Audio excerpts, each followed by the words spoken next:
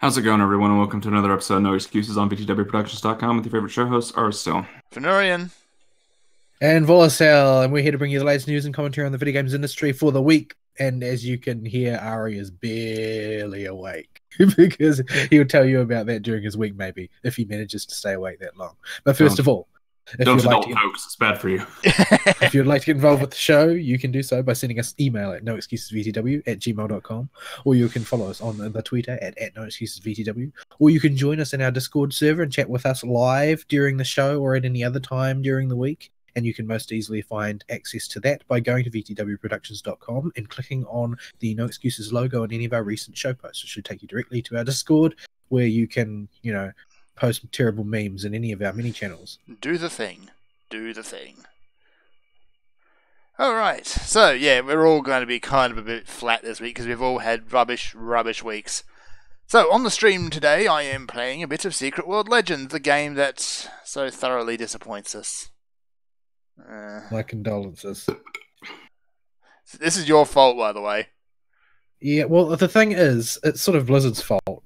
Because I'm just mainly sort of trying to distract myself from World of Warcraft, because I don't want to get sucked back into that machine. It's bad for you. Yeah, but if anything, this is actually starting to say, okay, now I've played this, I want to see when an MMO does it, at least has some passing semblance of respect for its player base.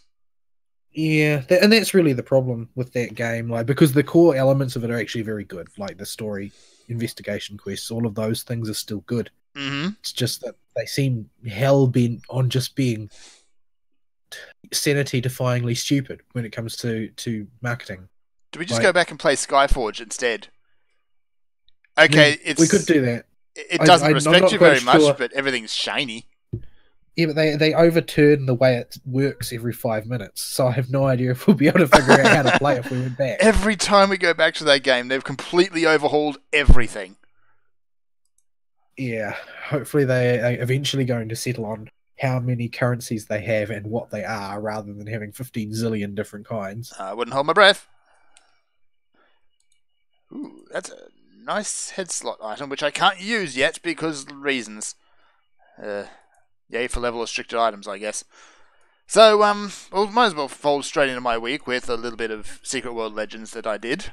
So, yeah, just after last week's show, Vol, it didn't take much convincing to... So we jumped in and played a bit of Secret World Legends. Yeah, this game... I loved the original. It has so many unique things that it did that no one else has done. But the overhaul... Yeah, it is a bit mercenary. They really did.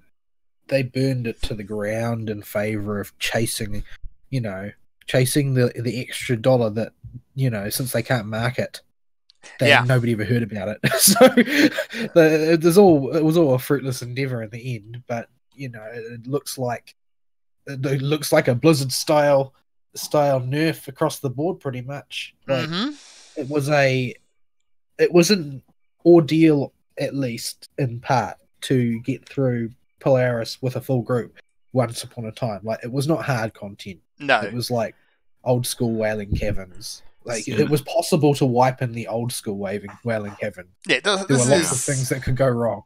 I mean, it's not hard difficult content, but no. If you're 2-maning it blind, well, that's not the point. It's not worth discussing that, because that's going to be challenging. Oh, I'm just making a reference to. It's pointless to worry about that. But what I'm saying is that their intended mode of play, as designed, at least was functional originally. The first few instances were functionally challenging in the original version. Mm-hmm. And they had enough stuff there to keep you interested, and you did have to pay attention to mechanics and so on and so forth. Not so anymore. Not so much, no. So I ran through it with Vol, and that was pretty easy. He was like twice the level for the dungeon, so we just kind of cleaned our way through it without any difficulty whatsoever. It's a bit less than that. I think I was level 20, and you're supposed to be about level 12. Yeah, 10, 12, somewhere in there. And you were about level 10 or 11 or something. But, something like that, yeah. It was no difficulty whatsoever. No, that's the thing. I expected at least that I would take damage, so we'd be on a clock. No. We did not have a tank. We did not have a healer. Yeah. Oh, hello, what's this? It was 2 DPS, and yeah, we kind of stomped through the place. And the notable thing really was that I wasn't taking damage. That's what it boils down to. Like, the only thing that did damage was when I stood in I got caught out in the open by the Cthulhu Tank Buster at the end. Yeah, and you lost like 50% health. Well, no, I lost a bit more than that. I usually lost about 2/3 to 3/4 of my health, which, curiously, is roughly how much you normally lose previously. Like, it didn't usually quite kill you. It was sort of like you would take 70 to 90% of your health and damage. It usually didn't quite kill you unless you didn't have many hit points. At the sort of level that I did it previously under the old system, I would usually barely survive. And if I was fortunate enough to run for cover, which I very rarely was, usually you do die. I could usually recover from that. But in this case, yeah, it did less damage, but it was still a 2-shot kill sort of thing. The problem was nothing else that he did any damage. No. Like, I stood in his shockwave and in his cone and that, and I couldn't see the damage I was taking. It was really pathetic. Yeah. So, just to science it, I went through it and did it with a level appropriate group as well, and yeah, nobody died. No challenge whatsoever.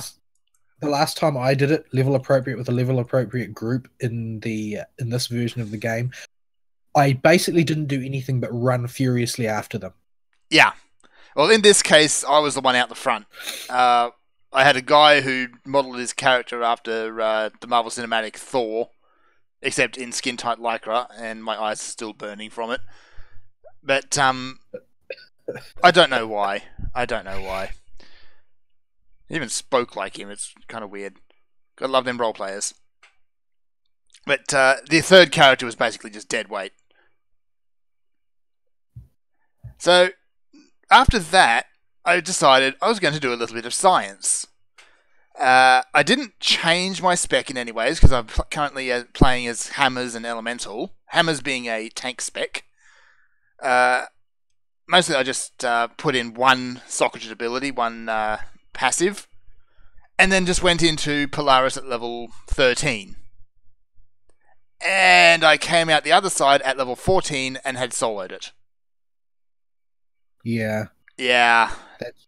It's not really a good sign. No. So it kind of underlines one of the big problems with the overhaul they made. Like, I kind of liked the ability wheel, but I can see how it was a bit unwieldy before. This is too far in the opposite direction. So if you're a tank, you're also your own healer. So healers are redundant. Yeah, it's a phenomenon which has emerged in the game, is that basically that a correctly played what they call a sustain tank can tank pretty much anything in the game, and it later on, as the DPS requirements in the end game become more stringent, it basically becomes suboptimal to take a healer, because you could take an extra DPS instead. Yeah. And that would allow you to get through the DPS checks easier. And since sustain tanking is a thing and the healer role is basically redundant because of it, there's not really a great deal to worry about as far as healing is concerned. You can usually just push through. Mm-hmm. And while doing it at in-game, there's a particular build that you need for it. Most players can survive with a solo build without too much trouble. Yeah. In the case of Hammers, there's an ability where if you've socketed that, you hit 50% health and you get a massive defensive buff. So your health more or less just stops moving at that point. Yeah, as I mentioned last week, and it's sort of pertinent to this, they've changed gear stats to just have power, and you adjust the distribution of that power amongst stats using the Anima system, which I haven't really toyed around with because there hasn't been much point. The default setting for the Anima system is 0 in healing, 10% in survival, 90% in damage. Yeah. I've got that up on screen at the moment, even though I haven't unlocked it. You can still see it. Yeah. That's the default setting. It's true for all. It's the setting for all of those who have not unlocked the system, and for anybody who just leaves it set to default, which apparently an awful lot of people do. Yeah.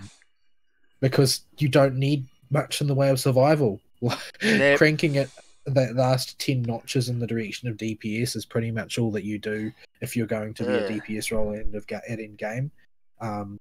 And you can more or less solo with 100% DPS as well if your gear is up to scratch. But So, yeah. note that when we did our run through of Polaris, and presumably because Fern hasn't unlocked it, he was also at 90% DPS, 10% survival. And Yes. was able to tank every level appropriate. So yeah. But what I'm hoping is that as you move through the game, even though they wanted to make the story modes much more accessible, because I mean, in the original version of the game, we were getting bodied by story mode by the time we got to. I'm hoping that the system will become at least somewhat more sensitive to where those stats are distributed, so that you can't have a DPS just take a boss's tank buster on the chin and ignore it. Yeah, I hope so. So I have also noticed in that pursuit of making the story mode more accessible, at least the story mode investigation quests are significantly easier now. The first one being you need what to. You're referring to exactly. All right. Well, in the early game, you'll go into a doctor's house and you need to discover the password to his computer. The clue being it's his favorite composer. Now, before, it just used to be one CD case laying on a desk somewhere, and that was your answer, being Vivaldi. Now, there's maybe 3 or 4 clues around the place saying it's Vivaldi. Like what? Like, because I haven't actually I haven't had to solve that puzzle in a long time, because I remembered it being Vivaldi after the first time that I did it, and I just typed the password in straight away after that. So the CD case is there. There's also an email saying he's going to a recital, and there's a newspaper clipping as well, I believe. Huh. So to be fair, I would have to say that it makes more sense now, because you can't actually conclude that because somebody has a copy of Vivaldi's Seasons that's automatically their favorite composer. Yeah, it was a little bit wonky before. It came off as very video gamey, but it was still fun. Like, what's around here that a game developer is going to put here to leave so I can solve the puzzle? Kind of video gamey. Yeah. But what do I rub on something else to get the door to open? Yeah, pretty much. But I still got a lot of fun out of those investigation quests when they were difficult. Everybody I played them with, we sat there for hours figuring it out. That's not an investigation mission, though. That's just a quest. Yeah. Oh, I thought he said it was an investigation. The investigation missions have not changed. They're okay. Pretty much the same as they ever were. Okay, as far as I can tell. Good. I thought that's what y'all were talking about. Along with all of the numerous bugs that insta-kill you if you screw up. Oh, right, yeah, the Illuminati vault. Yeah, even if you put the right answer in, it will still kill you sometimes, just because. Yeah, you've got to and there's ones where you've got to walk on the correct tiles, and ones where you've got to wildly gesticulate at statues, hoping you're standing in the right place to trigger the right one, and you won't set off a different one and get yourself gassed. Yeah. Yeah. So, one thing that's definitely an improvement on Legends is the netcode is significantly better. Yeah, it looks really strange on my screen, but I can tell that it's working better. Yes. Like, the graphics don't meet up properly in a lot of cases. Like, not everything lines up the way it should. The actual responsiveness of the combat system that's happening server-side works properly. Yes. Which is more than can be said from it in the past. But that said, you may have noticed that I didn't use fast travel before, and that becomes the biggest bugbear of the game. It wants your money. Why? Oh, giant crab. Why do they do that? I don't understand why you have to pay so much to use the fast travel. Yeah. Like, if currency dropped in Secret World Legends the way that it drops in most MMOs, it would be like paying the Flight Master. But yes, it's not. It's not. You out-level things too quickly for that to be the case.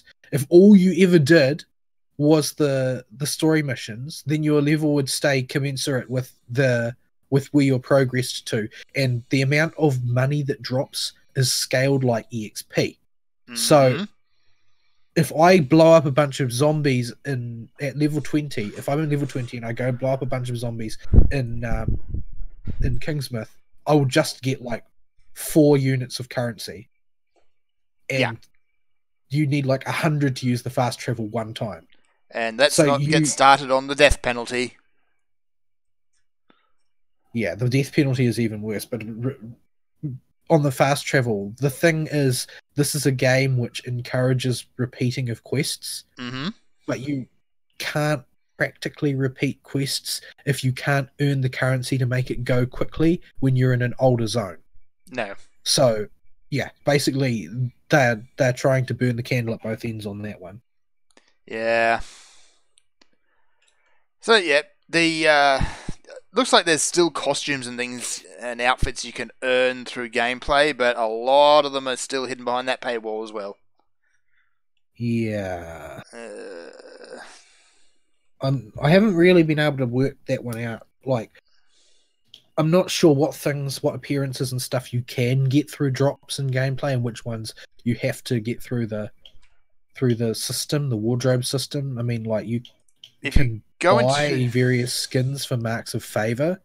If you go into your dressing room, I believe there is a way it'll tell you somewhere. Here we go. I don't know about across the bottom there. Achievement. I don't know about the specifics on that, but achievement, quests, well, funny money. Yeah, I'm not sure that everything shows up there though. But for weapons particularly. Yeah. But yeah, it's the whole thing is very, very obtuse and mercenary, and that's the big issue with it all, is that it really, really doesn't respect you. No. So I'm just looking actually at some of the pricing here. There's hats, like, let me see. Wizard hat, here we go. Crooked wizard hat. This is one of the more expensive hats I can see in the list here for funny money. It's 750 Aurum. Now, if you go over here, they've actually added bonuses to it now. There's a first. That wasn't there the other day. 1,050 Aurum, which was only 1,000 the other day, is €10. So you're paying €10 for an imaginary hat. Well, better than Star Citizen. Star Citizen. Did you hear they had another debacle? Another one? Yeah, apparently they were trying to sell tickets to their live stream. Oh no. It didn't actually go through in the end. Like, they realized that they looked like they were standing in broad daylight scamming people, so eventually they cancelled it. But then they just blamed the fans and said, but because you guys complained, the production quality is going to be low, blah-de-blah-de-blah. Yeah, right. Which is not even remotely credible. But, the whole thing was really, really cringy. Yeah. And that was just this week. Like, they were selling tickets like $10 or $20 a piece to watch them live stream their game, such as it is. Fine, you want proof that we're making the game? Pay us more and we'll show you. Yeah.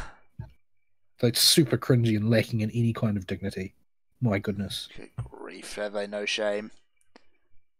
I think I've done this puzzle so, right. Yes, there is actually a downhill from Secret World Legends. You can be more of a money-grubbing, money-hungry studio than Funcom. Yeah, I don't think it's just because they're money-hungry necessarily, but although that is the reason why. I think mostly it's that they're stupid. I think it's more because they're stupid. Well, I don't think that they can tell that they have screwed up. Yeah. Demon dog in the cupboard. So, yeah. And like I think I said last week, the problem is that I want very badly to like it. Yes. I want very badly to have that back again. And it's the same with every MMO in the end, right? Whether it goes like World of Warcraft and just sort of advances bravely in the direction of not really anywhere that anyone wants it to go, but it keeps on advancing, it leaves the old culture behind. Well, that's just the way these things go. But the same happens to the smaller free-to-play ones, in that they eventually, their advancement leaves behind the bit that you like. I'm really curious as to whether that pays off for them, because these things really seem to wither. Yeah. We'll see. Like, I'd really like to see Secret World get its legs back under it again and, become something worthwhile again. I just don't see it happening. I think that they're not willing to devote sufficient resources to make that happen. Yeah. Really, I think that's the problem. And then they won't bring in anybody new to work on it because it's not their current concern. No, Conan. What they clearly need is a fresh set of eyes on it, because they don't understand what is wrong with what they are currently doing. And that lack of understanding is what's causing them to suffer. They don't realize the things that they're doing that are mistakes. Mm-hmm. They're clearly not listening to the players anymore. They made a big show about listening to the players originally, but it seems now that they just, anytime players suggest anything which involves, maybe like money grubbing a little bit less, then it's not attended to at all. Like, it's just, they act as if they never heard it. Like, maybe respect our time a little bit. Let us unlock things through gameplay, perhaps. Yeah, and like, if they've made it so hard to travel quickly in low-level areas, so you might as well let people just repeat quests as much as they want, because they're gonna have to sink a huge amount of time into it to do it. Now that they can't fast travel without paying currency. Yeah, they can't earn currency in old areas. So, like, restricting it to a 3-day cycle seems a bit much. But yeah, there's lots and lots of things that I think they just need a fresh set of eyes that sincerely wants to like the game to come in and say, look, you're getting in your player's way. Mm-hmm. You're not helping them, and you're not tempting them to give you money. You're just getting in their way. You're annoying them. And when you annoy someone, they might pay you off the first once or twice if they really love your game, but eventually that annoyance is just going to make them leave. Yes. We'll see. We'll see. Anyway, move on to something good that I actually played this week, and that's a bit of Guacamelee 2. Which is Guacamelee, which is it's Metroidvania with luchadors. So it's immediately better. Luchadors make everything funnier. Definitely. I can't stand normal wrestling, I just don't like it. Luchadors, however, I could watch luchadors all day. I don't know why. Because there's something just a little. Well, they don't. They clearly have moved on from taking themselves seriously. Like, yeah, I know to a certain extent. Real. I say real, but it's not real. It's not real. It's like the conventional style of pro wrestling that you see in most Western countries is not. Everything is super serial. Like they think that it's really cool, and you're supposed to be really into the storylines. I know that there are people that are, so for some reason, like that stuff. I don't really grasp it myself. There's a lot of things that I like that other people don't grasp, so that's fine, I guess. But I think that luchadors sort of escape from that trap by sort of being a little bit sort of, okay, so they take in super serial, and then they've just pushed it that one extra notch. Yeah. To the point where it's just like touching self-parody. Mm-hmm.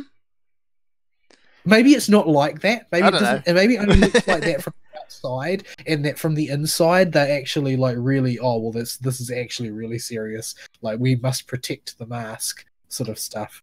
But yeah, from the outside it looks like it makes it more entertaining. And more, because while they are doing it seriously, they know that it's silly. Yes, I have not talked about luchadors with any of my Spanish friends. I'll have to ask them sometime. Yeah. see what they think about it. That could be a very interesting conversation, that one. Yeah, like, is there sects of luchadors that take themselves super seriously? Or do they know they're doing something ridiculous? And I'm sure there are, but like, how prominent are they? Do normal people know about them? Well, I think that there's I think that there's a difference, right? Because they aren't the big difference, right? I suppose is that while conventional pro wrestling is play acting, it's all play acting that you are expected to suspend your disbelief and believe is real. Everybody knows that in real life there aren't actually sort of like well, everybody knows that like the mask thing is like an affectation. Yep. Like nobody's actually like, you can have two people brawl in real life, but you don't ever meet two people wearing masks that, you know, are staking the honor of their mask on their brawl. Yes. Like there's something much more sporty about it. If I just want to watch two people wrestle with each other, I can just go down and, you know, go to work. Just park outside any pub in Australia. And sooner or later. Just drive to your nearest big city and go there after midnight. Mm-hmm. Drive around enough, you'll see somebody fighting somebody. But anyway, so yeah, luchadors are just ridiculous fun. I don't know, maybe it's just because they don't take themselves overly seriously, and it's more bright and colourful and, above all, hammy. Like, can you turn to a chicken in this one too? Oh my, yes! So, the game is more or less the same as the first. It's, you run around, you punch things, you suplex things into the dirt, and, you know, run, platform, explore, that sort of dealy. Except you do it as a luchador in very stylized Mexico, or the Mexiverse, as they call it, because reasons. The Mexiverse. That's what a lot of these things in this game boils down to, is just, you know, reasons, or because it's awesome. So, the game... Well, I mean, but that's luchador logic, really. Pretty much. Do it because it's awesome. So, the game picks up about 7 years after the first one. Juan is still the chosen one, and yes, that pun is removed. It's still there. Except now he's a fat dad, until he puts a mask on, in which case he's suddenly a luchador again. So, sort of Nacho Libre-ish. Sort of, except Nacho Libre remains as a fat dad, even though he's got the luchador mask on. You're supposed to look around that. Yeah, no.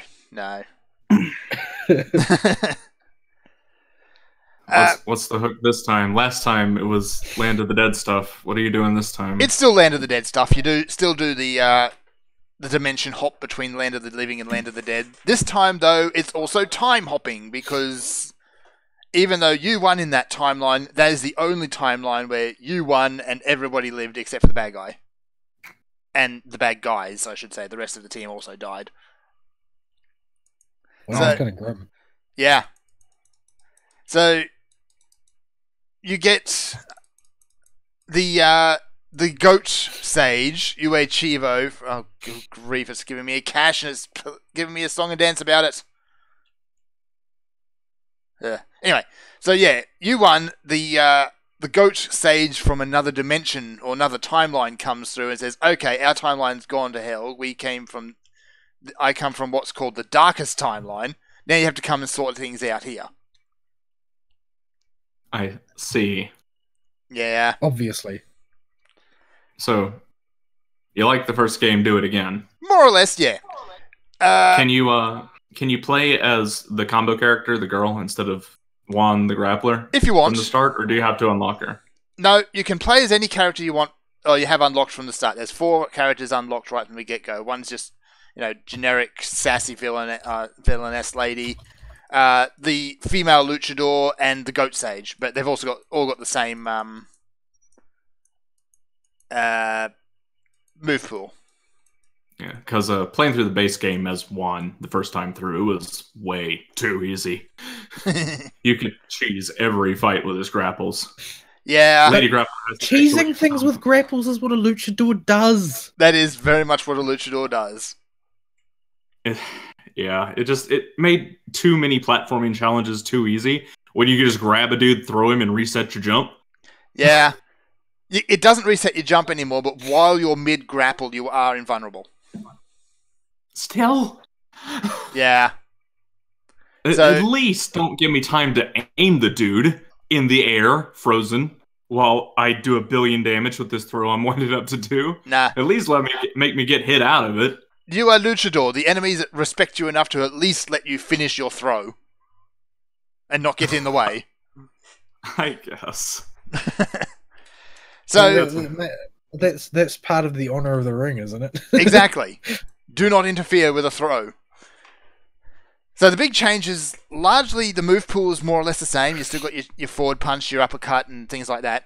The big changes come to your chicken form.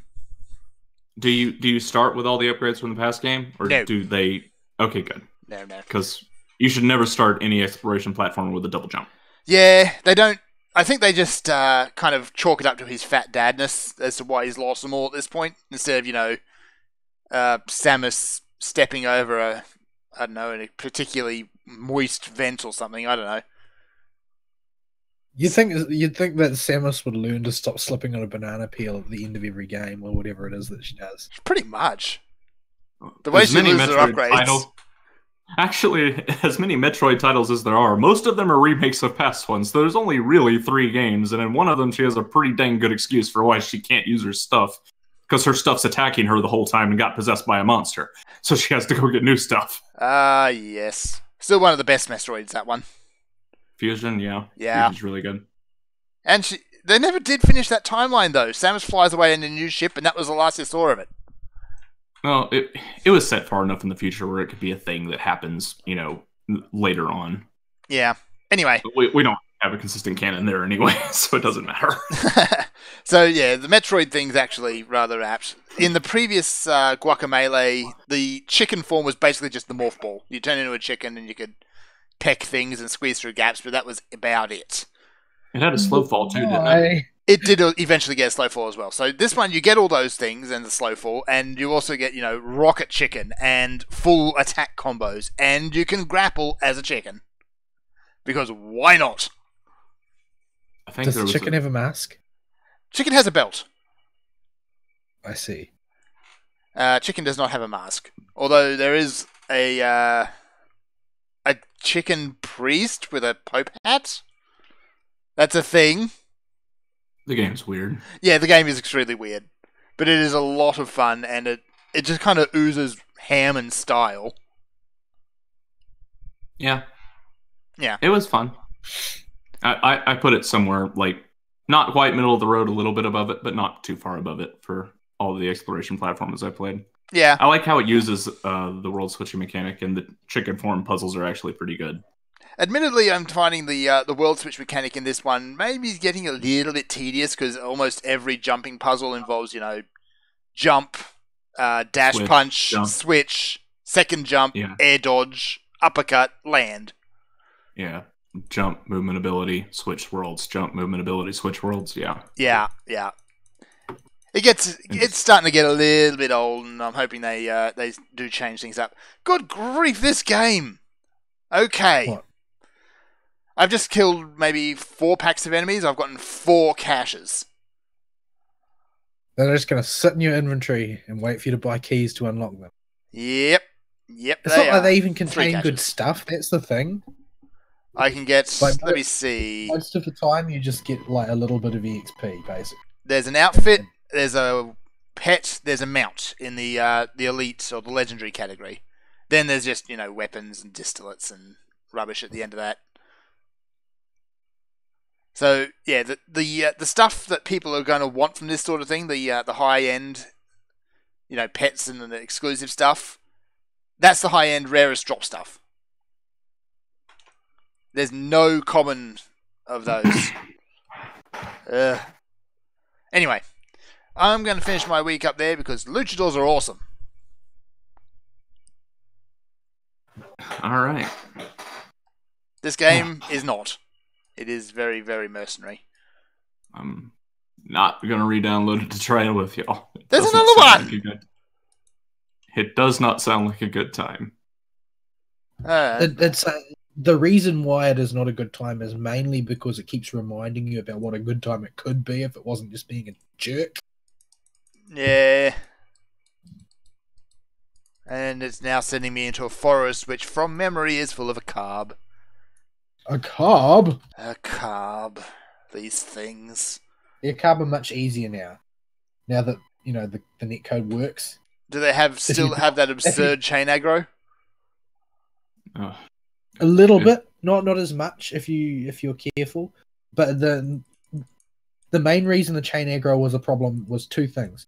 Number one, the netcode didn't work, so when you dodged, you didn't dodge most of the time. Mm-hmm. And number two, everything had a colossal amount of hit points, so fights dragged on, and because they moved so much, you tended to drift as you fought and would eventually aggro something. Yeah. Now, everything has no hit points, and the netcode works, so all you need to do is get out of the way of the Akab. Wait for it to come back to you. Whereas before, because of the way netcode works, you just had to keep running and hope that you counted as being out of the way. Yeah. So you ended up traveling far more than you should. So most of the Akab are basically not a threat anymore, relatively speaking. They're still annoying because they're everywhere, but yeah. Anyway, your week, sir. I don't really have much to talk about at all because the little gaming that I did during my week was pretty much tooling around in Secret World, and the rest of it was furiously attempting to find a way to clear the Prisma Codes event before running out of time, which honestly is not being very successful at the moment. I'm not sure that I'm going to be able to do it, to be honest. It's just too short. Yeah. 12 days is not quite enough, but they're already ramping up promotions for Neurofest, and I can't believe that there's a cadre of people complaining that it's too slow. Like, I don't have time for this. How do people have time for this? These are the whales, no doubt.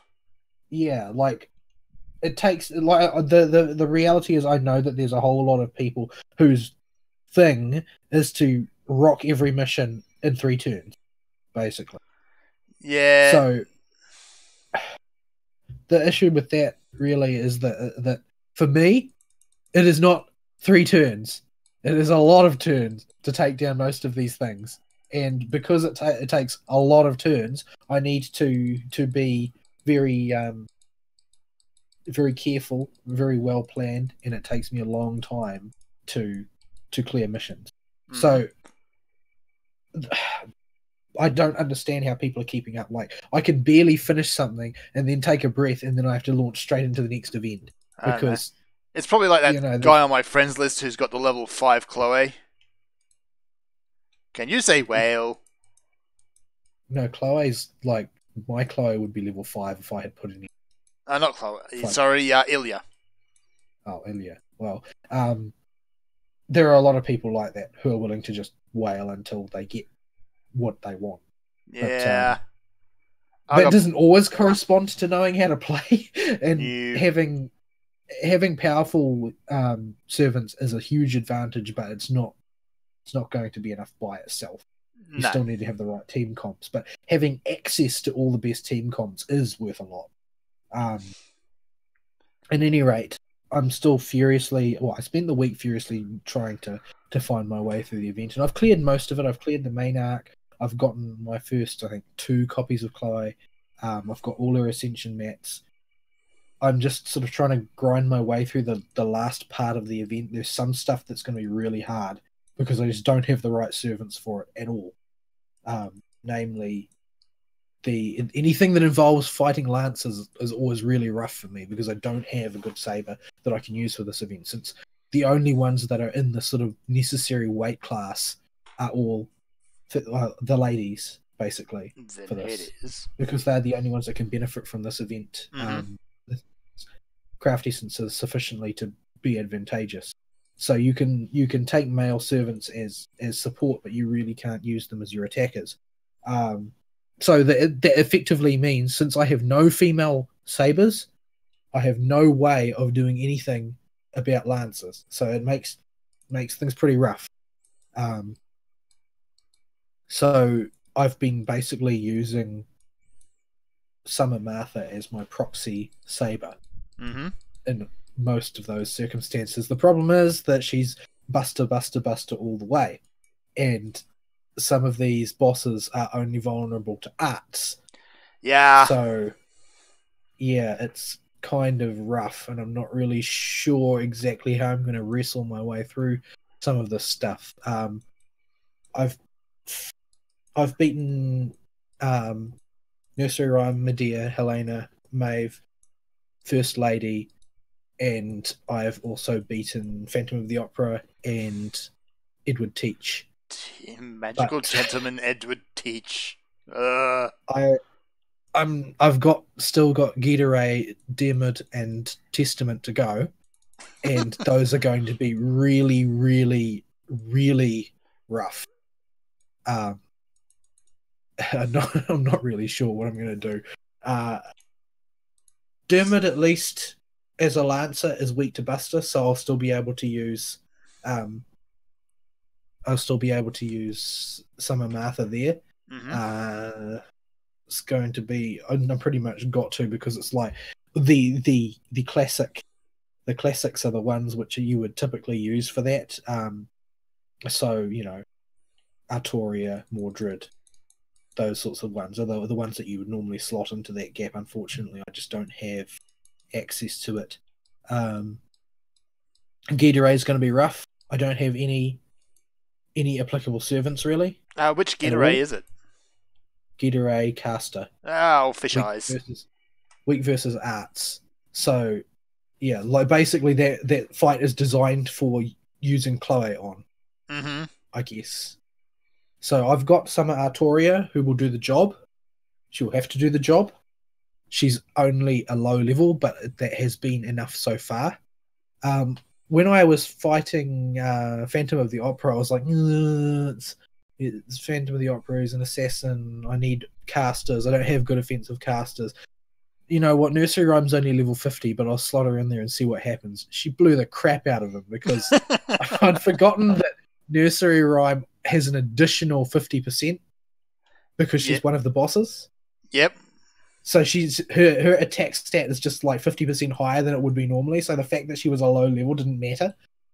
She still absolutely wiped the floor with him. Yeah. And Teach got burned alive in the bell, as is appropriate. Yes. Yeah. Kiahime's Noble Phantasm did 400,000 damage a shot to him. So it didn't take very long to wreck Teach. But Ghidaray, I'm not quite up to yet. I haven't unlocked his fight. I think I've got to kill a bunch more stuff. I'm not quite sure which things. Maybe I have unlocked it. I just haven't started yet. I can't remember. I reckon I'll be able to get to the end. Testament's going to be a really rough proposition, but I think I can do it. Mm-hmm. There is a special event afterwards, a bonus stage, but I don't think I can do that because that one's like you need high tier servants with their skills well raised in order to do it, because it's like from what I gather, it's sort of like an Emir family special where you have to fight like a bunch of Emir family stuff. Oh, good grief. At really high levels. Like, we're talking like 400, 600,000 hit point pulls. So much Emir. In 2 waves in one mission. So there's just like, you would need to be able to deploy your Noble Phantasms over and over and over and over. And you can only do that if you're got a really well-structured team. And basically, I'm still patching my teams together. Well, yeah. Having your own waiver really opens up options that I don't have currently. Mm-hmm. So, yeah, at the moment I'm not really sure if I'll even bother to attempt it. My goal is to knock down all of the 100 missions at least, so I can get all the copies of Chloe, I can get all the laws. I'll get what I can from the shop. I'm not going to seriously attempt to farm it out because honestly, there's just not the time, and I'm a bit annoyed that they put a level up Chloe mission in the mission list, because that basically means that you have to dump all of the gold XP from the shop onto Chloe in order to get her leveled up in time. No joy. So, yeah, I'd completely forgotten that they stick those missions in sometimes, and it's really annoying. Especially considering, like, Chloe is to Summer Artoria what Serenity is to Shiki. Mm-hmm. So, extremely good but useless.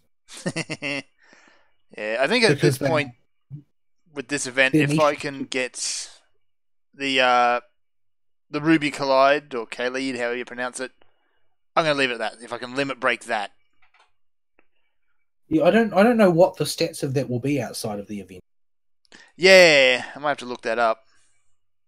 Because it might just turn into a really crappy craft essence. It could. I don't know what abilities will get stripped off of it. Yeah, some stay really good. Like Ruby Collide is god tier good during the event. Yeah.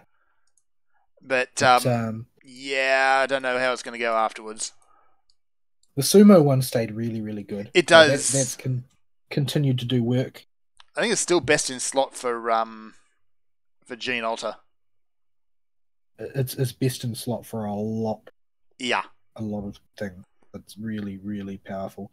But yeah, I don't know. I'm gonna try my best, but there's only a couple of days left, and I haven't made that much progress. And I just realised today that I hadn't done my freaking master quest, so now I'm blowing a pile of AP trying to find something that drops caster gems before all the missions expire tomorrow, and I have no idea if I'm going to be able to manage it. Yeah. The drop rates for caster gems outside of the training grounds missions, the daily training grounds missions, are really, really low. Like the best that you'll find is something like 22% for red ones. Ugh. It's like not good. Not good at all. Not good indeed. And I haven't been very lucky today, so I've used a huge amount of AP and I haven't gotten any. Ugh. I only need 2. I need 2 and that will be enough, but I'm having trouble finding what I want. Anyway. There's not much I can do about that. So Nerofest is coming up. Nerofest is a rerun event, basically. But it's basically FGO's version of the Olympics. Yeah. It's going to be incredibly silly. Yes, in fact, it has no choice. Yes. It is definitely going to be silly. But yeah, I'm going to probably blow all of what I have left of summoning materials on Nerofest to try and get a copy of Nero Bride, because she would just slot into my lineup too well. Mm-hmm. I can't pass that up. Like, this is purely strategic pick that she can't be missed, basically. And then after that, it's basically saving for the next waiver banner or for the next Merlin banner or whatever, because those are strategic picks. I don't really think that there's much else that I want in the meantime. Like, I've got most of the servants that I was really interested in. There's not too many others that I care a great deal about. No, I guess a lot of them are pretty front loaded, but yeah, I can't really think of any that I'm super eagerly waiting for. I mean, there's a chance that I'll roll on the next Jolta banner, but I'm not really that fussed. Like, I was annoyed that I couldn't get her last time, but it's like, oh well, you sort of had your chance now. I don't really care anymore. But yeah. So where are we at now? Let's see what the next banners are. There's a thing posted up in the FGO Discord that has all of the banners, but I can't seem to locate them. Next ones that are going to be out, it doesn't seem like there's really anything new coming out as such. Another Jolta banner, another Mamo banner. Looks like the next set of really new stuff to be added will probably be Cleopatra and Fate Extra's version of Vlad. Mm-hmm. And then it'll be back to regular banners for all. I don't really care about either of those. Ari might think differently because of the artist. Another Jack banner. Yeah. Amakusa, Altera. And then after that is the next big one is Ishtar, it looks like. Okay. Who is super popular for looking like Rin, and I don't know if she's any good. Nah. But do we really need another high tier archer? Like, no, we don't. I think we really do. All the best ones are archers. My goodness. And then after that, the midget version of Medusa will come out. Castergill will come out. Enkidu will come out. The Gorgon version of Medusa will come out, and then Merlin hits. So we got a long way to go for Merlin. Yeah, a few banners after that, Musashi hits. I think Musashi is still the best saber overall. Mm-hmm. I think.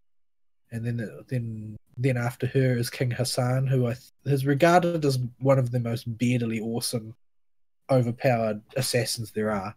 is referred to by the players as Gramps for some reason. And then there's a Wild Goes, and then there's the Berserker Mysterious Heroine X, which I'm sort of interested in getting things since I think she's adorable, but for a saber face. But yeah, there's just nothing that I'm particularly eager for in the future. I don't even want to roll for things like Merlin and Waver, but you sort of can't get around it. Having access to good supports is too valuable not to. Yeah, you kind of need them. Anyway, I would have liked to have more to talk about in my week, but it's just that season of the year at the moment where there's so much going on at work. Like this week at work, we had to analyze a bag of dicks. Oh dear! Like literally a bag of dicks. Not the candy novelty ones, I assume. No, oh dear. just bull penises. Right. And they're incredibly hard to cut. Like just no. Everything about the process was horrible, and unpleasant, and horrible, and awful. Yeah, the things like we tested as food. There's somebody eats those. Yeah, why? Just why? I don't understand it at all, but it's a thing. It's apparently a thing. It's apparently a thing, and I don't know why, and I wish it would stop, but it's not going to. But yeah, it's quite terrible, quite awful. But yeah, things are just very busy right now, and things will start to slow down a little bit late October. Like there is a Christmas rush as well, but around October, the juice season will end, like where the fruits are being juiced and stuff. Like that will start to come to an end, because most of that stuff comes through autumn, winter. So and once you hit spring again, the trees are all flowering; they're not producing fruit. Right. So there's less juices coming in, and the cows will have stopped giving birth. So Bobby season will come to an end. Mm-hmm. Yeah. So once that comes to an end, I might be able to arrive home and do something other than eat and pass out. Yeah, but then you got to go through the Christmas stuff, which I imagine is, test a fruitcake and say, is this food or building material? Yeah, that is very much the case. We do get fruitcakes, and they are dubious as to their food value. Like, the bag of dicks is strange, but it's technically meat. Technically. Fruitcake, on the other hand, I don't know about the fruitcake. It's the pork chop of desserts. Like, who's going to eat a fruitcake? I think that the distaste that you and I share for pork chops is not shared by other people because we agree on it. Yeah, probably. I quite enjoy pork chops. I prefer pork ribs though, because ribs are delicious. But fruitcake, it's a tradition in Australia for somebody to, at some points in the last decade, to buy a Lions Christmas cake. Lions being a social kind of service club type dealie around here. What, like Rotary? Yeah, along those lines. Now that fruitcake has to be passed around the family for at least 15 years before someone throws it out. Is there a pretense maintained? Like, is it just being passed around, or is it being re-gifted and everybody pretends like they actually care about it? The latter. Definitely the latter. And it's a kind of a competition to see who either gives up first and throws it away, or the real winner / loser is the one who eats it. You can eat them? You can put them into your body. I'm not sure exactly what the body does with them at that point. Probably the same thing it does to concrete. Most of what I said is an affectation because I know for a fact and have borne witness my mother likes to eat fruitcake. Yeah, there are those people out there. I'll never understand them. Well, I mean, my mother is Chinese, so she eats all kinds of weird things. But yeah. Fruitcake is a parody of everything that is fruit and cake. Yeah, I don't even. It's so heavy. Like, that's the part that always gets me. Like, how can cake weigh this much? Yes. It's the case that would you eat this fruitcake or possibly eat this brick? And could you tell the difference? Yeah, fruitcake. I think fruitcake has gone through the lab last year. I would expect it again. I don't think anybody's going to want to eat it afterward, no matter whether. I don't think that even bacteria want to eat it. Let's be honest. It can't survive in there. It's usually fully full of at least rum. Yeah. So, yeah, it's fruitcake. I'm not a particular fan of it. I don't really receive fruitcakes. Everybody knows I don't like fruitcakes, so nobody ever gives me any fruitcake. I'm okay with that. I've had someone give me a fruitcake ironically once. Unfortunately, there is a fruitcake equivalent, and it's called limoncello. That's kind of the liquid edition, yes. Yes, I have received it. Eventually, I just drank the limoncello. I deeply regretted it because it tasted like dishwashing soap. But I drank the limoncello just to get it out of the house. My parents love limoncello. They're strange. It's awful. I don't know what limoncello is. Limoncello is a lemon liqueur. Uh-huh. So it's about as strong as a strong wine, but it smells exactly like dish soap and tastes very close to dish soap. Yeah. It's popular in Italy, and they apparently sit and drink it in turn with espresso. Aha. I don't understand. I don't it's know. Awful. It tastes really bad. Right. Where were we? We kind of got sidetracked by fruitcake. Yeah, that was because I was talking about things at the lab, because nothing happened during my recreation time. I didn't have any. No. That was the issue, is that I'm so busy. But yeah, as far as anime watching goes, I've been watching more or less the same things. Haven't had quite enough free time to pick up anything new and watch it. This has been the worst season that I can remember, to be honest. Yeah. It's got...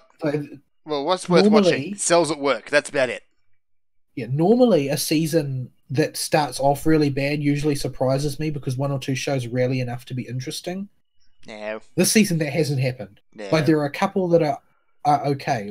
Overlord is okay, and My Hero Academia is always good, and Cells at Work is good. But most of the stuff has stayed sort of mediocre or below the line of mediocre that I'm watching. Maybe there are good things that I haven't seen because I'm not watching that many this season. I just don't have the time for it. Mm-hmm. But yeah, the sheer amount of garbage. It's just they're not getting better. Rubbish. I don't actually look forward to sitting down and watching anime for the weekend anymore. Nah. It's just these are bad. I'm following them because I sort of vaguely want to know what happened next, but I'm almost just doing it out of habit for some of them because they're not good. Yes. And this has just been a real disappointing season. I don't understand how they managed to. I think it's because they produce so much. There's just a lot of hysteresis and not that good or not. Way going forward. But yeah, I don't know. My habits might change again because I'm considering dropping my Crunchyroll subscription because they're basically being an offensive company. Yeah. I was going to try and steer clear of this, but it's getting a bit stupid. I don't intend to say too much about it, but basically the unholy compact made between anime watchers and the business Crunchyroll, which was originally an illegal anime streaming site, was that Crunchyroll said, okay, we will charge you a subscription. You will come here to watch your anime. We will take your subscription money. We will invest it in the industry to legitimately license anime titles for streaming and simulcasting, and we will pour money back into the anime industry to ensure that they maintain productions and are aware of a monetary interest from the West. But that was the great deal. And it did relatively well for Crunchyroll. There are a lot of problems with Crunchyroll, mainly because their website is complete garbage and their coders are garbage. Yep. But by and large, the service at least operates. But they have become colonized by the usual suspects. Infested. The SJWs. Yeah. They're just an SJW colony now, which I think is deeply, deeply ironic considering most of the content produced as anime would be highly, highly offensive to SJWs. It's trash.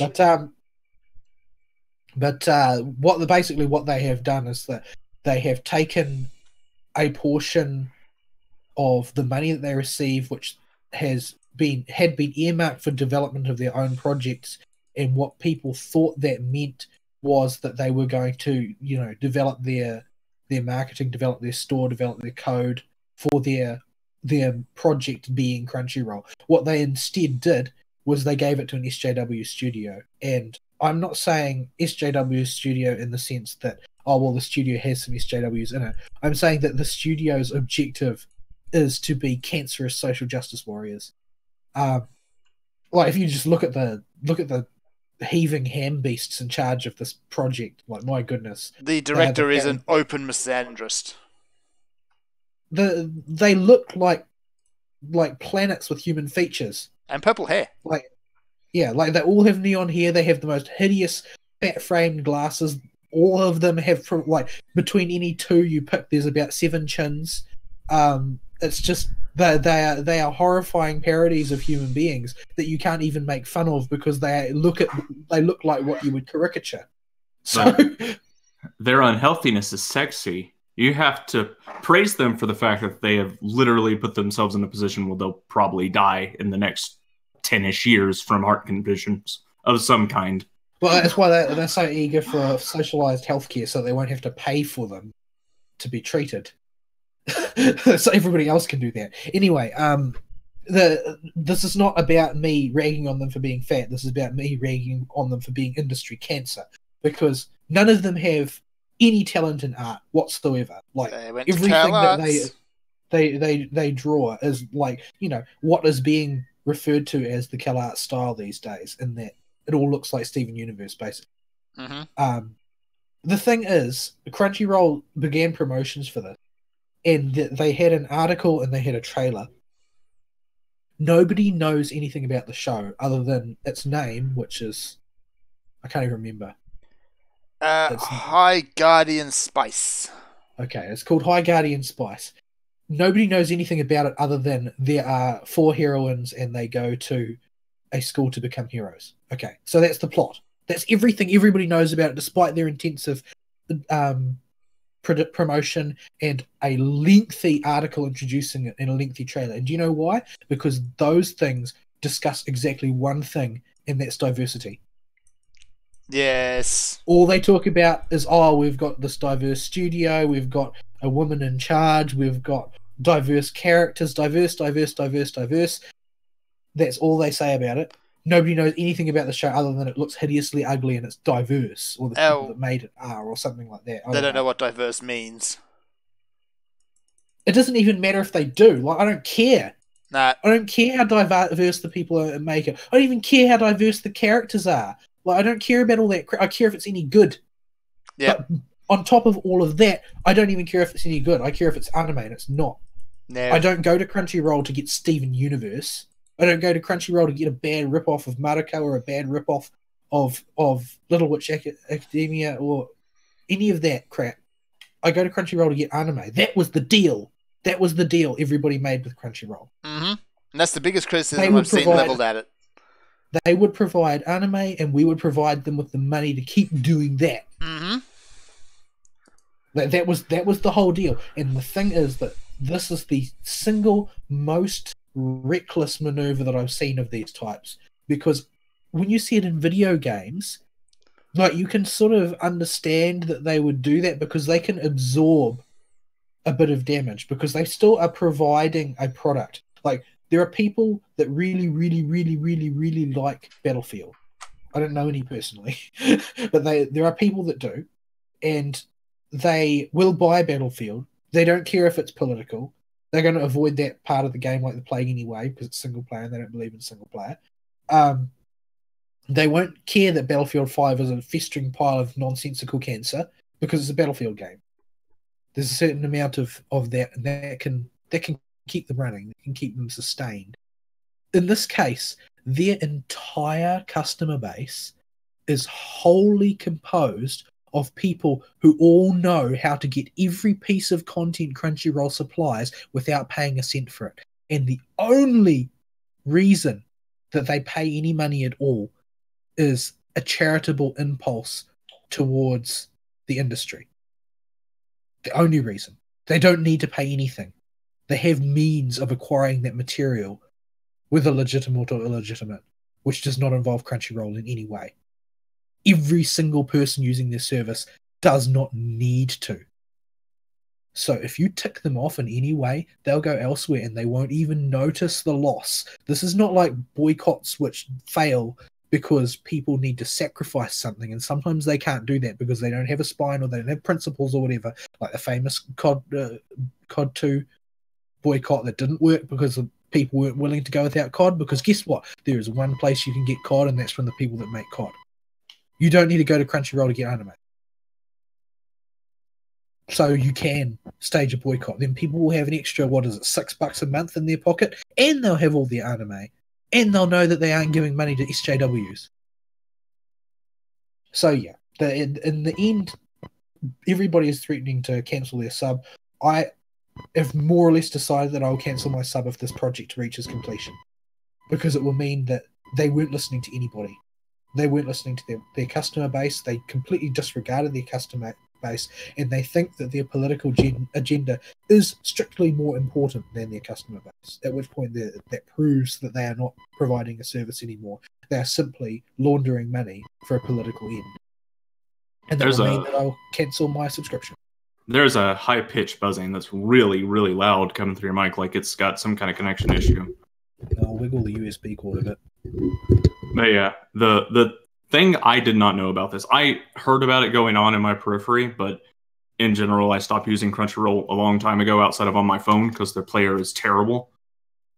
And until very recently, whenever you use the arrow keys to skip, it forces you to move 30 whole seconds. So I did not know it was in the Steven universe, like that terrible, terrible art style, and they were calling that anime. Well, I don't think they are calling it anime. They're not calling it anime. The problem is that they are an anime service. So people don't care about the things that are not anime. That's the long and short of it. Nobody asked for this. That's really it. Nobody asked for this. Nobody wanted it. Nobody requested it. Nobody supports it. Like, I went online and I looked at where the surveys were standing, and it's like 23-1 in favor of scrap this project. Let me actually have a look at the update on that, because it's like their community doesn't even have enough astroturfers to keep it looking credible. Yep. There aren't even bleeding hearts who are willing to support it. Like, it's just nobody wants this. People went to Crunchyroll to get anime. They want what they asked for. They don't want to be handed something which, like, for all intents and purposes, must be political, because they haven't said anything about it except politics. Here we go. So apathy votes, so the I don't care vote, 18.1%. Negative votes, 79.6 votes at 317. The actual positive ones, 11. 11 people. Nobody wants it. This is just, it's an unwanted project. And if they don't respond to the fact that they are putting their customers' money into something that their customers not only don't want, but actually positively object to, then that means that they are no longer in service of their customers. They're no longer providing a service. They're just laundering money. They're just trying to gather funds in order to push an agenda. That's all. Mm-hmm. So no, thank you. Yep. No, thank you. Anyway, if it reaches completion, that will be that subscription will be cancelled. I don't need them.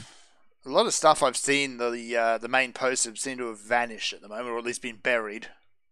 Yeah, well, they've banned a lot of discussion on this topic elsewhere. Like, it's saying anything negative about it, you will get because the aside from the fact that the art is absolutely heinous and that it's not anime, the biggest objection to it is that the naked politicization of the entire promotion of it. Like, they haven't said anything about the product itself, only about its politics. Mm-hmm. But if you raise this as an objection, then what happens is that the moderators will say, you are having a political discussion, you need to take that to the off-topic channel, basically. Yeah. And they'll shut you down. The actual the primary discussion thread was shut down for exactly that reason, even though the trailer itself is nothing but politics. Yeah, it's like this is one of the more naked examples of it. Yeah. Like you'll know when you see these people, like, who wears glasses like that, really? Mm. Good grief! Anyway. The only reason to do that is that to flag yourself as some sort of weirdo. Anyway, that went on longer because I stretched it out a little bit when Fern disappeared. But yeah, I had to go talk to the police. Fun times. Wait, what? Australia.jpg. Yeah, my job.jpg. So yeah, I'll have to rethink the way I do things. Like, realistically, the only reason I'm subbed to Crunchyroll is that I'm lazy and I didn't want to clean out my hard drive. Yeah. Like, I won't have to clean out my hard drive if I don't store anything, so I'll just use a streaming service. And so I use a streaming service. Like, I would rather spend an afternoon cleaning up my hard drive and 5 minutes on Price Buy finding a cheap, 2 or 3 more terabytes to jam into my PC. And then I can just forget about Crunchyroll. Like, I don't need you assholes at all. So you better not hack me off if you want my money. Yep, they've hacked. So, you'd think Crunchyroll would know better than anyone that people are not only very willing, but very easily able to pirate anime. Because that was the only way to get it for the longest time. I was talking about that while you were gone, but this is a unique case. What I said was that this is a unique case where they know that every single one of their customers does not need them. Mm-hmm. So they are treading dangerous ground here, whether they want to acknowledge it or not. Forgotten your roots there, guys. Well done. Anyway, Yep. Moving on. I don't have anything else to talk about because, I was busy at work testing bags of dicks. Oh, dear. All right. We're going to go to a break, and then I'll come back and tell you why I haven't been making my usual cut-ups during the weeks. I'm really tired.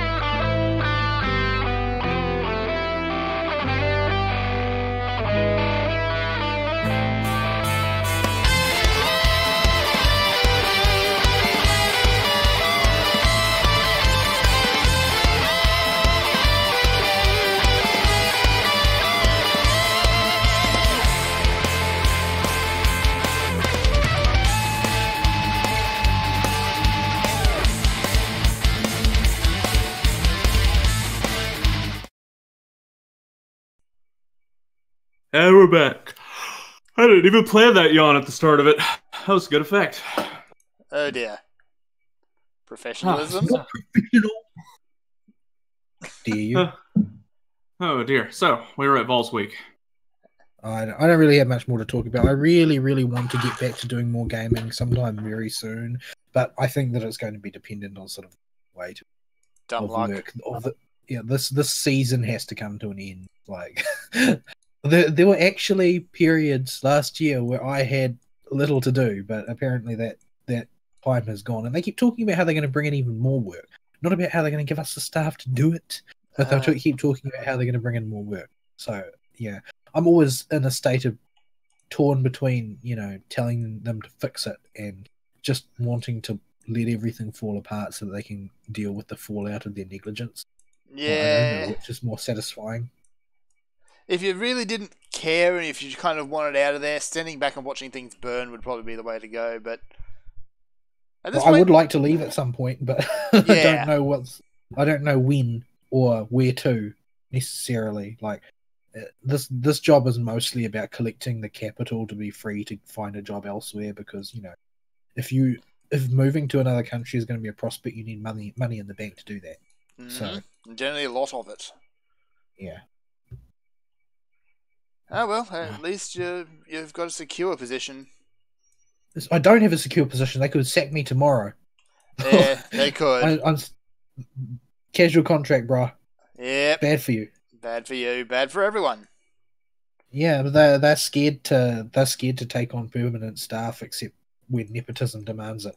Like, I don't know if nepotism is actually at work, but if it's not, the system that they have is indistinguishable from outside that system as anything but nepotism. So it might as well be nepotism. Yeah, it might as well be nepotism for all anybody inside can tell. Anywho, Ari, your misadventures. So, I am honestly too tired to remember most of my week because, okay, so I'm more sad about what I lost than what I actually has happened here, because I'm used to tiring yard work. That happens. What happened was yard work? Yeah, but that happens when you stay at home. It's part of the cost you save that you don't pay as much in rent, and you just have to help out around the house instead. You have to do dumb yard work. Yep. But this was going to be my day off.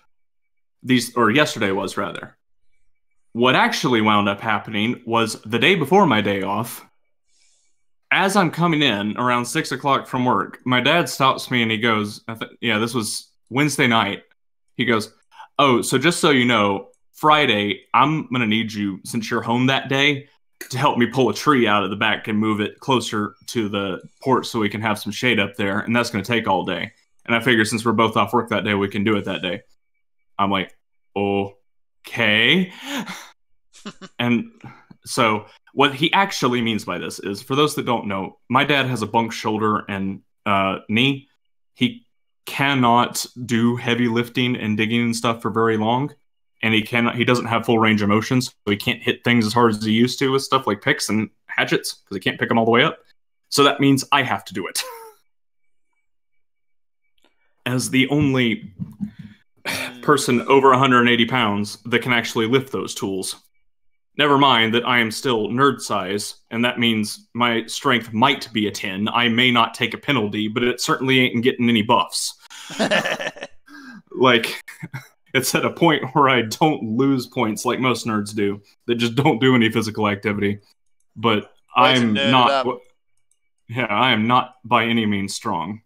I am not somebody that does physical labor. So I've got this tree, and I know how to move a tree. We've done this before. And he has picked a tree in the woods, surrounded by rotten, fallen over logs that had vines on them that continued to grow after they fell over.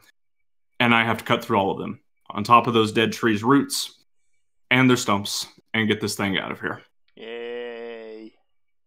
And he thought we were going to do this in a day, or rather that I was going to do it in a day. It is now 2 whole days of work later. The tree is out. I have not even started on the hole of wherever it is he wants me to put this dumb thing. and has spent the last 3 hours just trying to lift it because he won't let me cut the root ball down from its like 7-foot big circle of dirt and root. Good grief. Like this is, I don't know, it's about, if you touch your middle fingers and your thumbs together on your hands and make a circle, it's about that big around. If you have normal sized hands. And it's about 15, 20 feet tall. But it's got a giant root ball, and he will not let me cut it down to make it so the root ball's liftable. So I had to spend the last 3 hours trying to figure out a way to get that thing onto something I rigged up on a pair of hand trucks where I just took a bunch of 2x4s and nailed them together to make this little sheet that I can drop on the 2x4. And I'm going to try and just slide that underneath it and tie it to it and then pull it with the tractor. Not the golf cart. The golf cart was not enough for this project. I knew it wouldn't be. And thankfully, we got the tractor involved in this project. It's been a mess, and it's been exhausting. And a whole lot of me trying to solve problems with somebody who is not doing any of the physical work, trying to help me by solving the problems for me. Backseat driving, in other words. Yeah. Yes. That And somebody never I ends can't... well. It's especially bad when you cannot say no to the backseat driver because they're your dad. Yeah. And just like, you are making this way harder and more complicated than it needs to every time he talks. I don't say that to him, but it's going through my head. Eventually, I just gave up, went out, back to the house while he was trying to figure something out about how we're going to lift that thing. Got the car jack and a whole lot of cinder blocks and what we call the cheater bar, which is just a big 7-foot tall steel rod with a slightly sloped and curved-ish point on it. It's just a big steel stick. And just started using the cinder blocks as fulcrums and jamming cinder blocks underneath it as I got the roots up a little bit every single time. It is currently sitting on top of about 7 cinder blocks. Why do you have so many cinder blocks lying around? That's a good question, actually. One day at work, about 3 years ago, my uncle just asked me, okay, today at work, you're going to move all these cinder blocks. And it was like 300 cinder blocks in the backyard that I didn't even know were there. This is before we moved into this property and moved next door. And it was on the property where we live now. And there's just cinder blocks everywhere. So I had to go take them all and stack them up neatly somewhere to get them out of the yard. I have no idea why they're here. But they were just laying around and they were in line of sight. So they're what I used to hold the tree up. Right. But yeah, the rest of the week has not been very interesting. That was basically me venting. I don't have any recommendations for you guys this week. But you sent me that rap. Yeah, I've been playing through the Battle Network games on like 10 times speed through the walkie bits. That's because those games are about 10 times slower than they really should be. The games are not very long if you just take the content, but they have all these long walkie bits between them where you have to go back and forth and back and forth. And it's the really bad part about the game. But if you play them on an emulator, you can set the 10 times, 20 times speed button to the left trigger. And anytime you get to one of these, you just hold the control pad in the general direction of where you're supposed to go and hold down L2. And you'll get there in like a second instead of 10 minutes. Yeah. You cut out about 40 or 50 of these runs during the game. And you cut out about 20 hours of gameplay. But they're okay. They're not real great games. The third one's okay. It's the best of the bunch, but yeah, even though it's not kind of meh. I don't have much to talk about. It does. I will tell the meme. The reason I did this is because I had not, of the original Battle Network trilogy, I never finished 2. And I don't like leaving things undone, so I booted it up in the emulator and said, okay, you know what? I'm just going to run through this one and just get it done. I'll turn the cheater speed mode on to get through the walkie bits, and we'll call it a day. So I was doing that, and I got on an airplane, and a spider gets loose on the airplane, and I'm playing little 10-year-old Lan with his NetNavi Mega Man in his pocket. And there's a spider loose, and it's poisonous, and the bad guys let it out on the airplane. They're like, you got to catch the spider in the real world while I take care of stuff on the computer. So they actually make you play as Lan to catch the spider. And it turns out this spider is attracted to whiskey. You what? This is not censored in the localization at all. And the way Lan has to get this whiskey is to walk into first class, talk to the blackest black stereotype you've ever seen in your life in a video game, and he goes something like, yo, what up, kid? You want some of this whiskey? In all caps. And, and then he proceeds in urban lingo to make you rap back to him the lyrics to the cringiest dubtastic rap you've ever seen in your life. I will post it in live show chat so you have context. Vol was talking to me about something, and I don't remember what it was because I just stopped, completely blanked out what he was saying when that happened, and just went, "Look at this," because I was so flabbergasted by it. And then I sent it to Fern a little bit later. I don't know. Just why? I later figured out this has been a meme that I did not know about in the Battle Network community. For good reason. Yeah, that sort of thing is just going to end up as a meme. Oh boy. Yo, kids up. What's that? Question mark. You want some of this? This is in all caps. Whiskey? It's just... And then the rap is not very good. It's badly translated. Let's face it. It is very badly covering up a very sexual song with terrible, terrible localization. Yeah. Oh. Yes, the Battle Network games, even at their best, tend to suffer from a little bit of English. 3's okay. 3's actually really good with it. Just Lan's an idiot in that one. Lan's an idiot at the best of times. Lan's an idiot in all of them, but he's a super idiot in some of the missions in the third one. The third one's still the best for story and gameplay, though, despite Lan being a complete and total tard. So yeah, I have been too physically drained to play anything that I don't have, stored in the back of my brain where I can revert to an autopilot. I have not read anything really, except I've had the Worm Sequels audiobook going a little bit. Yeah. I've been burnt this week.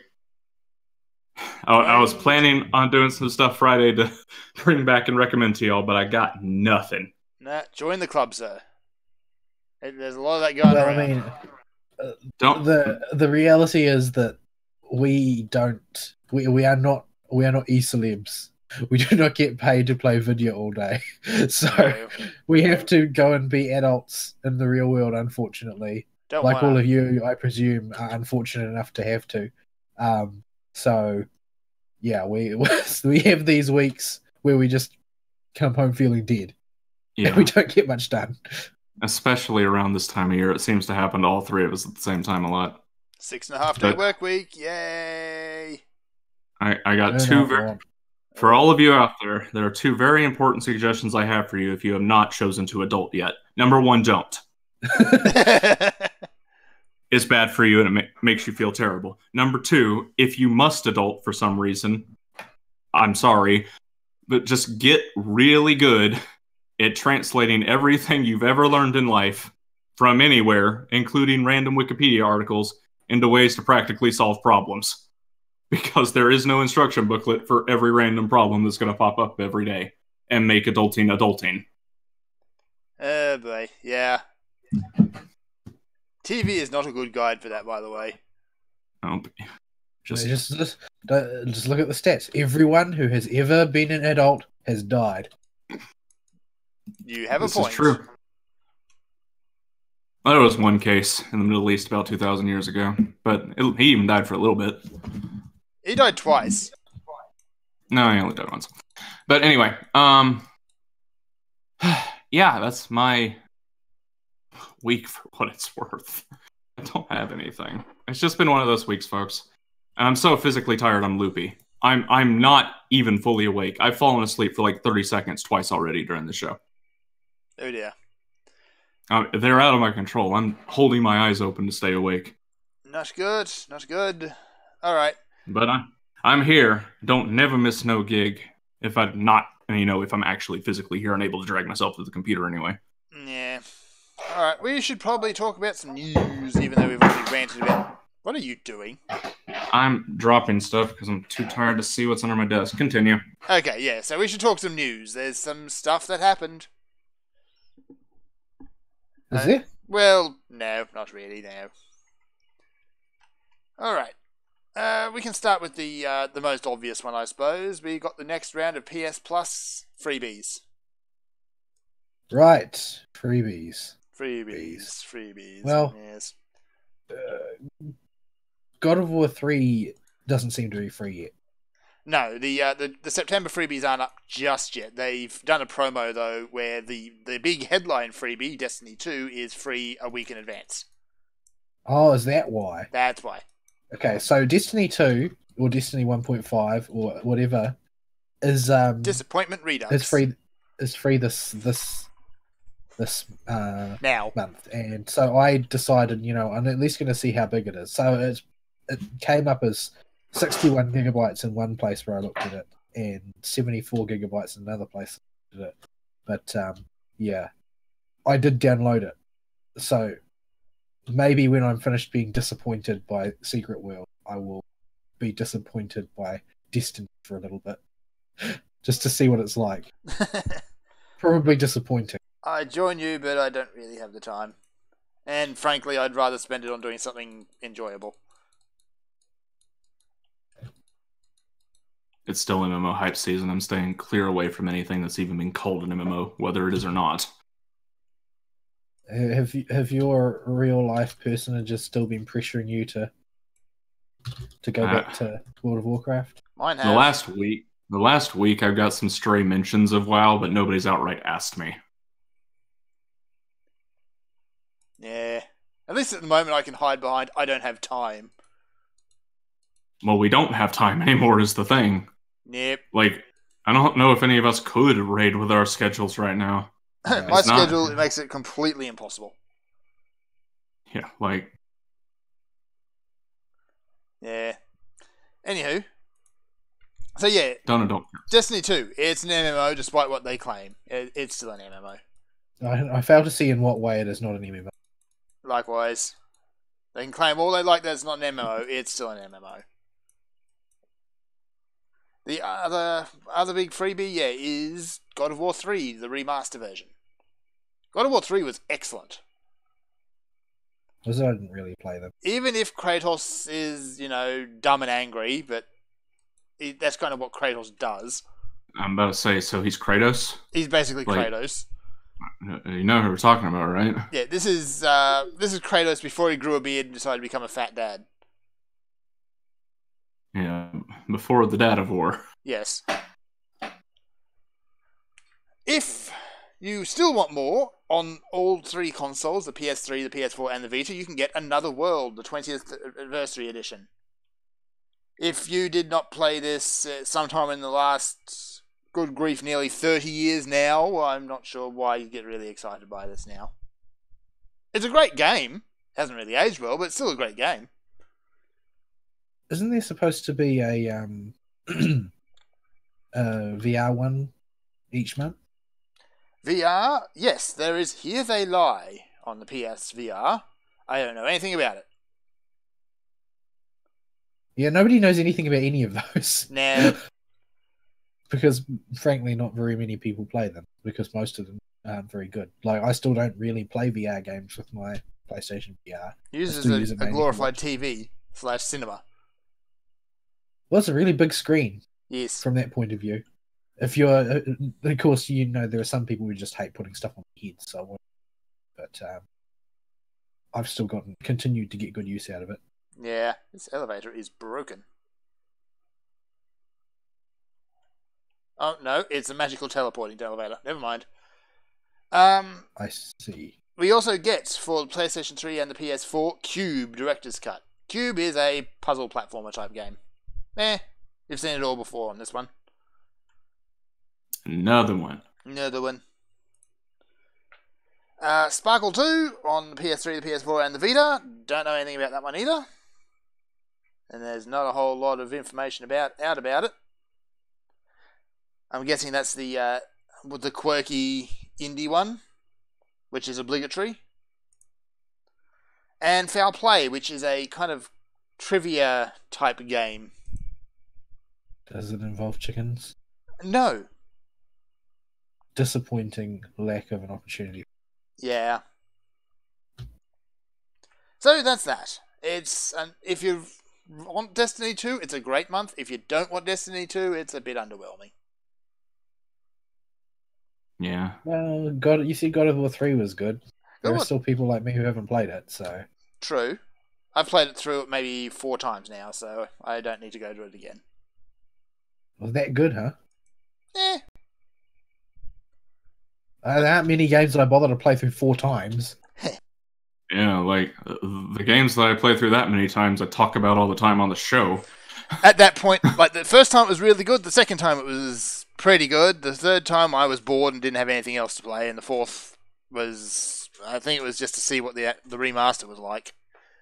Like if I play through a game more than once, we're talking like Persona Devil May Cry tier. And you'll hear about it every other week on the show. Yep. Alright, next news article. Who wants to pick the next one? There's not a whole lot really to pick from, though. Let's see here. I'm scrolled up in the... because I was linking that thing, and I'm leaving the channel because I can't click right. Thing in the link. I would do the Peggy thing, but I'm not European. I deal with the ESRB. It's basically the same thing. I know they're effectively the same thing for the customer, but I don't... This is talking about their nuanced operations. Like, customers aren't ever going to use this. Yeah, This is legal butt covering. Pretty much. It ties into another article where a bunch of European countries are having some trouble with the loot boxes, and that's finally coming out on Blizzard's end, where they're like, okay, yeah, the loot boxes are coming out in, I think, Belgium and a few other countries. Yes. That's a thing. So no more loot boxes in that country, though they are still in negotiations to see how they can fleece their customers up in different ways. But yeah. So these two articles kind of do go together. The Peggy is they're adding another, content tag like comic mischief or violence. What does comic mischief even mean anyway? I don't know. It's on the box. I think it means sort of like Tom and Jerry violence. Right. If there's anything that could be construed as, confrontation physically at some point. Shenanigans. Yeah. Things that you should not imitate at home, but are pretty clear that you're not supposed to. Yeah, like stuff you would see on like a 1960s, 1970s cartoon. Yeah. Tags like that warn the parents what's in the game. If you actually look at the ESRB or Peggy label, they're adding one for loot boxes. Or not loot boxes specifically, but for any type of gambling stuff like that. Yeah. So that's more or less what Peggy and the ESRB, they are the political lobbyists ass-covering associations. I don't think I really object to that data being added to the box. No, I don't either. I don't really trust them to be able to correctly identify it, but it would be useful to know. Yeah, and it's not like they can use this to stop anybody from playing games. So, I mean, what's a parent going to do? Look on the box and tell their kid, no, I don't think you should be playing this? Oh, no. A good parent would. When we discuss video games on this show, we're discussing them from the perspective of somebody that's old enough to make their own decisions in life. Yeah. And knows what type of content they want to consume. So this is fine. Like, this power effectively can't be abused, so go for it. It can only inform. Anytime they can give more information to the customer, it's a good thing. Yeah. But, this ties in with Blizzard. Actually, I don't know if they're out the game yet or if they're on their way out now, but in Belgium, and I thought there was another country on this article, but I seem to have lost it or was imagining it. Probably the latter, because I'm tired. But, yeah, they're pulling the loot boxes from those countries, and I do not know what they're doing to replace it. I don't know if they're going to use the system they used in China or what. But we'll see. We shall see. But yeah, just all right. It's a thing. I mean, I don't like state intervention, generally speaking, of any kind. Like, I think generally speaking, they make things worse. In some cases, a lot worse. But I have to say that if making the gambling thing, putting that stuff in increasingly obtuse has the end result of making loot boxes with random rewards gradually die out, then I probably won't shed too many tears. No. Yeah. I just don't like them. Like, I don't I don't mind at all conceptually there being the ability to buy things for real money. The ability to buy a chance to get something for real money, no, there's no place for that. That's not a game element.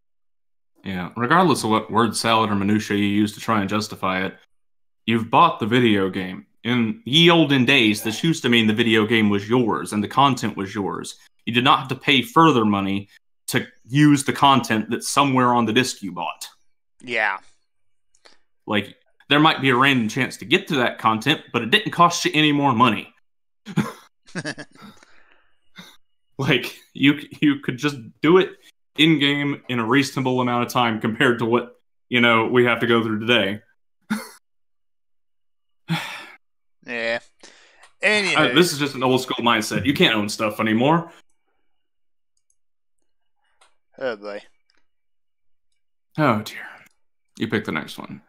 Alright, well, the only one Oh, hang on. Sorry, I was just trying to figure out how this quest wanted me to actually work, and I just accidentally stumbled upon it. The only one I really could find other than that is Final Fantasy XIV celebrating its 14th million player. Like player registered? Yeah. Presumably. 14 million. They don't have 14 million playing concurrently. If they did, then they would be the biggest company on earth. They would. They are celebrating 14 million cumulative players. Yeah. There's no way of telling what that means. Yeah, when you're discussing numbers when it comes to MMOs, and if a company gets to tell you their numbers, the noun that follows that number is going to be made up and be completely defined by them, even if it already has a definition. Cumulative, concurrent, current, all these words mean what the company wants you to think it means. It doesn't actually mean what it really means. That's why the nomenclature used by Blizzard changes in literally every earnings call. Yeah. We have a player. Yeah. This is why we are so caught on to this particular little trick they use. Because Blizzard does it so much, and they're so blatant about it. Yeah.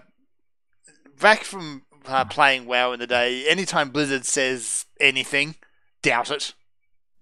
Yeah. When they are willing to come out and say how many subscribers they've got, that means that they are confident. If they say anything else, then they are not confident. Yeah. And probably lying. Yeah, that's often the case.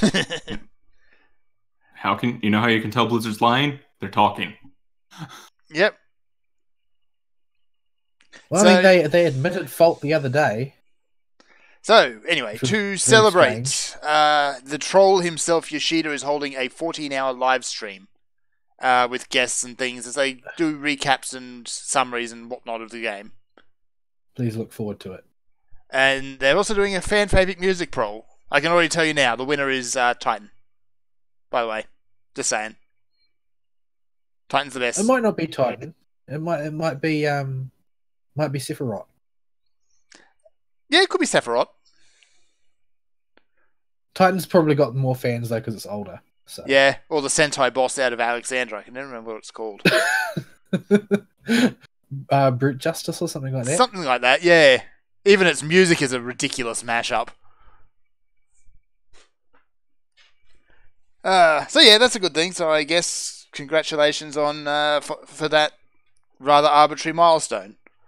I think that generally speaking, I think that they deserve their success and they deserve it at least as much as anyone else, if not more, because they had to rally from a bad place and they have continually been the only, in my opinion, company that has over a course of years consistently produced good story content in an MMO. Yep. That really has not been the case for anybody else, in my opinion. I think that everybody folded in there. There's been others that have tried, but yeah, they just haven't. SWTOR has imploded. Well, there are people that have nice things to say about SWTOR's later. Didn't they more or less condense everyone's story content instead of having a story for each class? It became a story for each side. at some points. In the later stuff, yeah, but I'm not surprised they did that because their previous model was totally unsustainable. Yeah, but, like Bounty Hunter Chapter 2 doesn't exist. Yeah, the Bounty Hunter one was a particularly bad victim. Yeah. Everybody knows that the agent had the best story.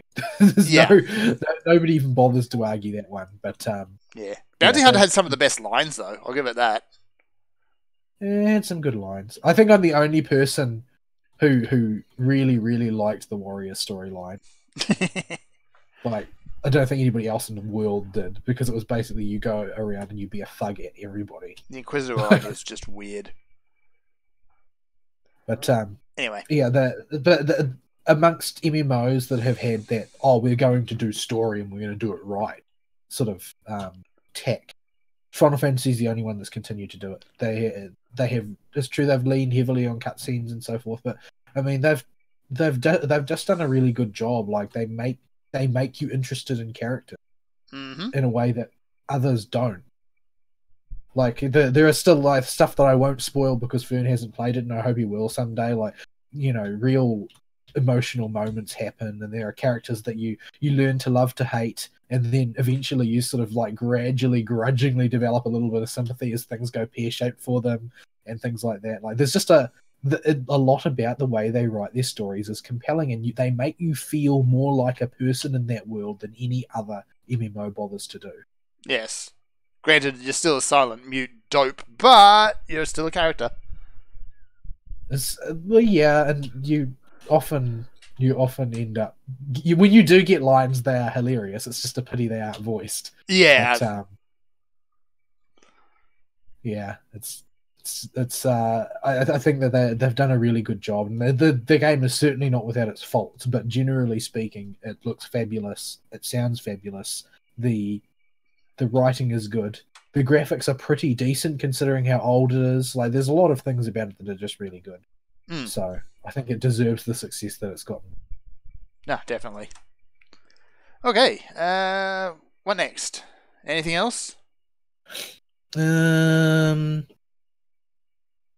hear that Battlefield 5 got delayed. Oh dear. It has not had a good run so far. Yeah, and this has nothing to do with it being you know, a political disaster piece, so much as apparently the feedback from the people that are playing it at the trade shows and the places where it's being advertised has said, no, this needs more polish. Take it back. It doesn't work right. It's not ready yet. So they pushed it back another month, meaning that everybody will be busy playing like everything else. Yes. And nobody will want to buy it. This is just another month for them for people to cancel pre-orders at this point. Yeah. As more people find out what a pilot is. Well, it's competing with what? Red Dead Redemption 2, which is going to be the big one, and Fallout 76 for those who want to play that, which I probably will, admittedly. And most importantly, it's taking COD by the horn.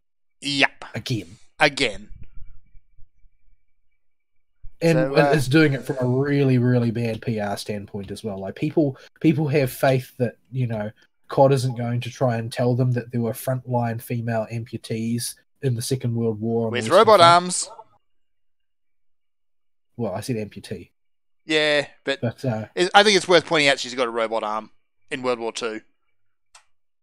Yeah, yeah. It doesn't make any sense, and I don't understand why anybody thought that it would. But yeah, there are a lot of problems with it. Before you even get into the fact that it's, you know, largely a political exercise, it just doesn't make sense from any point of view. The reason it doesn't make sense is the whole political exercise, but yeah, it's a nonsensical exercise, generally speaking. There's no reason for it to be the way it is, other than, you know, someone had told them to. They thought they could make money with it, I guess. You know, Arcane is basically falling apart. Like, we talked a couple of weeks ago about the whole Dishonored thing being put to rest, and I said that I appreciated that they weren't continuing to exploit that one, considering it was the same game over and over again. But it actually sounded their corporate culture, based on the stuff that has come out since, is really, really toxic.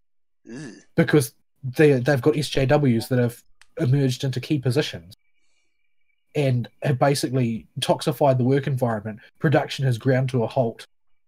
nothing gets made unless it's a social justice message piece anymore. Like that company has fallen apart. Hmm. You can't see it from the outside because they still have PR people in control, but from what it sounds like, from the people who are giving testimonials of what it's like to work there, it's like everybody looking for another job. Yeah, there's a lot of that going around lately. All right, Yeah, it's not good. not good. So don't turn your games company into a political mouthpiece, guys, for anybody's side. It's just going to make your games bad. just make good games. That's all you got to do. It's all anybody ever used to try to do once upon a time. So speaking of good games, I'm about to hit one of the probably one of the best content pieces in the early part of this game, which is the Black House. So we should probably wrap up because that quest is creepy as all get out. Yeah, I usually just I try not to notice anything and I rush through it as fast as possible now because I don't like hanging out in there. The house tries to eat you. The house does. It's almost good. Like the Island Park quest line is even better. Yeah, I'm still walking around that park. I'm completely lost. I have It no does idea that. what I'm doing here. It's worth saying. I think we've mentioned before, but the Island Park quest line actually has its own spin-off game now. Oh yeah, I heard about that. Mm. Yeah. What was the name of the boss in the Island Park? That's right. Yeah. Best introduction to playing MMOs boss in story content of all time. I'm sure he's been nerfed into I'm oblivion sure. to the point that you can one-shot him now. But Yeah. He was a great teaching tool, though. He used Like, to you wipe the could- floor with you if you weren't careful. yeah, the reason why he was a good teaching tool is that you couldn't advance until you knew how to beat him, Mm-hmm. and that's the thing, right? Like there was no, oh, you tried, therefore we'll pass you. It's like, no, you didn't do it right, so you're dead. Now try again. Yeah, it's like, no, you're going to have to do this with groups. You have to do it by yourself and show you can actually do real content and mechanics. Yeah, I really wonder how some people got through it. Yeah, I don't know. I had one of the cheesier builds for that level, and he still took me quite a few attempts from what I remember. I had a really, really poorly set up build that didn't do much damage and had very little survivability. It took me an eternity to bring him down. All right, we should probably start wrapping up then. All right. Email topic of the week is, how do you cut down trees fast? Send me messages. With a herring. Yes. Sorry, the obvious joke was there. Is it? I'm too tired to tell. I'm so burnt, guys. I'm sorry. It's been one of those weeks. It won't be that week next week, though. Hopefully. I'm going to tell myself it's not going to be, even if it is. Oh boy. All right. Closing comments go, and I'll get us out of here. Something might happen this week. I hope. Maybe. Probably not. I don't want to go back to work on Monday. Why do I always got to go back to work on Monday? Yeah. Yeah. Okay. Well, that got depressing really quick. Huh. This is what it means to be an adult. Everything is depressing all the time. Yeah, it is. Yeah. We're sorry, folks. We'll do better next week. I don't know what else to tell you. But we learn from our mistakes. We will be better next week. All right. We love you guys. Thanks for listening to the show. We'll see you then. Sayonara. Bye-bye.